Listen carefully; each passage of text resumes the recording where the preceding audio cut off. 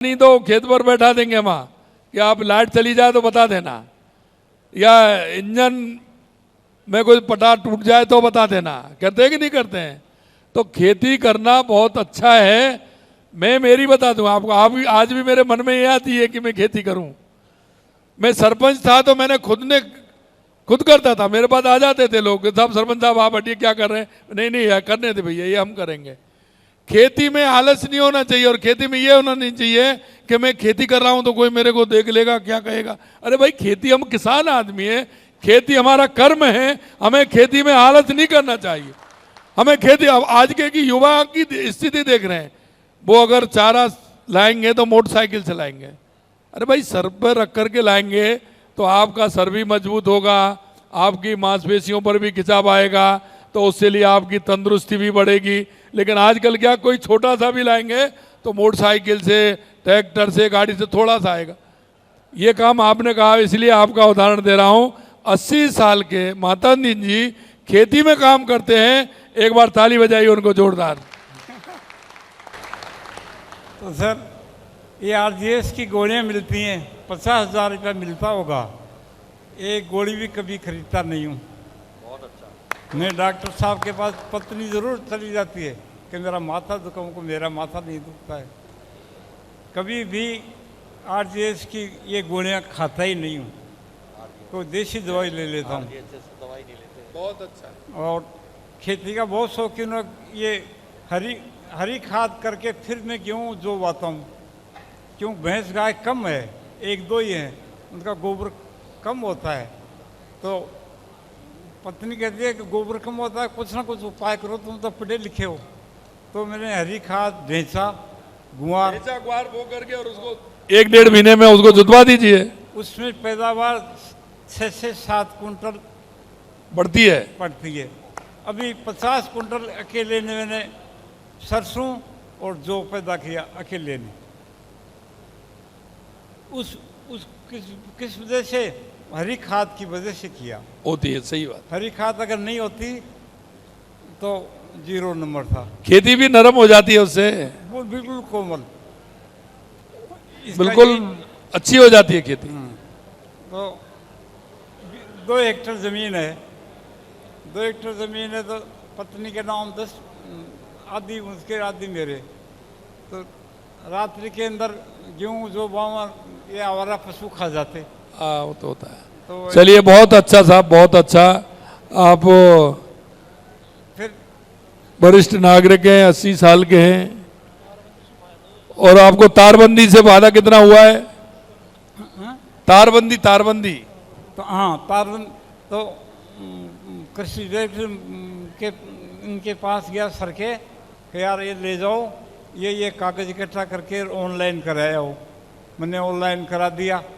10 दिन के अंदर श्री बहादुर से एक लेटर आया कि आपकी सैंक्शन हो गई है, 400 मीटर की आप बाढ़ लगाओ, तारबंदी करो। मैंने उनको, काम तो बढ़िया ही करेंगे, ये इलेक्ट्रिक वाली लाए खंबे, उनको छोटा काम नहीं करेंगे, क्या पता ये तो टूट जाते हैं। इलेक्ट्रिक वाले वो खंबे ला करके पहले खड्डे कर दिए। फिर एक ट्रैक्टर वाले को कहा, यार मेरे पास तो कोई नहीं है, 2 आदमी ले आए, इन खड्डों के अंदर तुम पूरी रोड है यहाँ पर लगा दे।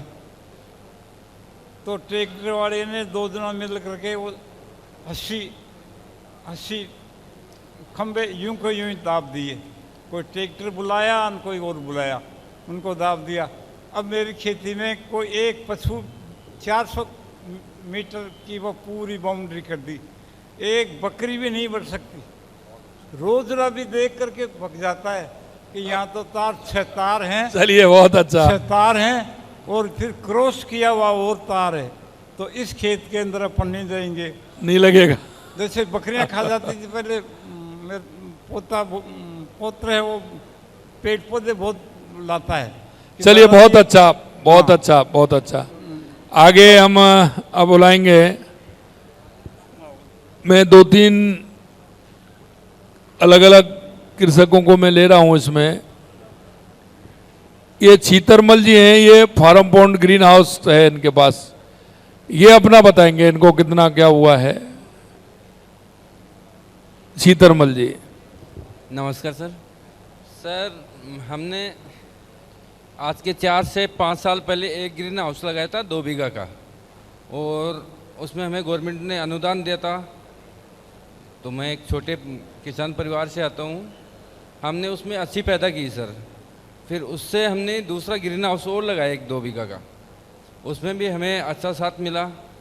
तो उसकी ये जो ग्रीन हाउस की फसल है वो सर 3 महीने के लगभग चलती है, 3 से 4 महीने में। तो फिर हमने अपने सीकर डिपार्टमेंट से पूछा कि हमें 12 महीने काम करना है भाई, हमने 3 महीने लगा दिया, फिर बीच में उसको गैप देना पड़ता है। तो उन्होंने हमें सुझाव दिया कि आप हर 3-3 महीने के हिसाब से बनाने के लिए एक ग्रीन, 2 तो हो गए आपके पास, एक और लगा लीजिए, ताकि आपका इंटरनेट चलता रहेगा, मार्केट का भाव भी अच्छा मिलते रहेगा, क्योंकि मार्केट में भाव काफ़ी उतार चढ़ाव रहता है सर। तो हमने फिर एक और लगाया, और तीनों पे हमें गवर्नमेंट से अनुदान मिला। फिर हमने पानी की प्रॉब्लम थी तो पानी पौंड बनाया, जो बारिश का पानी इकट्ठा कर लेते हैं। अभी हमें कोई प्रॉब्लम नहीं है, पानी साल भर चलता है तीनों में पौंड से, और अच्छी पैदा हो रही है सर। हमें देख के हम उस टाइम में जब हम लगाए थे, उस टाइम में अपने खंडेला क्षेत्र में कोई ग्रीन हाउस नहीं था। मैं देखने के लिए फुलेरा गया था, वहाँ से मैं देख के ये डिसीजन लिया कि चलो हम लगाते हैं। अभी हमें लगाने के बाद में आज खंडेला क्षेत्र में कम से कम 20 ग्रीन हाउस हैं, और सभी किसान अच्छी पैदावार कर रहे हैं, और मेरे ख्याल से किसी को कोई प्रॉब्लम नहीं है। मैं तो यही कहूँगा कि लोगों को बढ़ चढ़ के लगाना चाहिए। जिस किसान भाई के पास अगर 50 बीघा 100 बीघा खेती है, तो उसको कम से कम ज़्यादा भी नहीं तो वो 100 बीघा में जो कमा रहा है वो 2 बीघा का ग्रीन हाउस लगा लेगा, तो उतनी पैदा उसमें कर लेगा वो सर। अच्छी पैदा है। बहुत अच्छा। अभी कितने ग्रीन हाउस हैं खंडेला विधानसभा में? बढ़ गए हैं क्या? मेरी नज़र में सर 20 से 25 हैं। हैं। हमने अभी कहा है कि हर पंचायत में एक होना चाहिए, तो इसलिए उनको बढ़ाए हैं। और ऐसे में किसान भाइयों से कहना चाहूँगा जो ग्रीन हाउस लगाना चाहते हैं वो आगे आए हैं। और जैसे कहा है कि उन्होंने 2 बीघे में उसका काम करेगा, कितना? 100 बीघा का 2 बीघा का काम है सर। और ये आ रहा है समझ में? ये गवर्नमेंट का अनुदान भी अच्छा है सर इसमें, बहुत अच्छा। और सरकार उसका अनुदान भी पूरा देती है, और अपने घर को परिवार को तो अच्छा खाने को सब्जी मिलती है। मिलती है कि नहीं मिलती है? मिल रही है सर, उसी टाइम में मिल जाती है सर। आप किसान को पूरा पैसा देना ही नहीं है।